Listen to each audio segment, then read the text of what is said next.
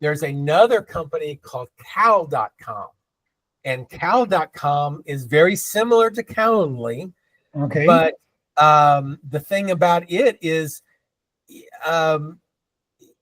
it gives you like unlimited numbers of things. I think I'll be able to use it free, totally free of charge. Where Calendly, to have more than one appointment group, you have to buy an account. They give you one for free, but you only have one.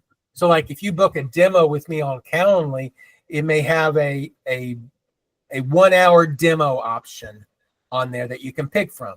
Well, with Cal.com, you can actually do multiple different types. So maybe I have an hour schedule for demos. Maybe I have an hour for technical support or training, that type of stuff. I can set up separate time groupings, and then those can go in there.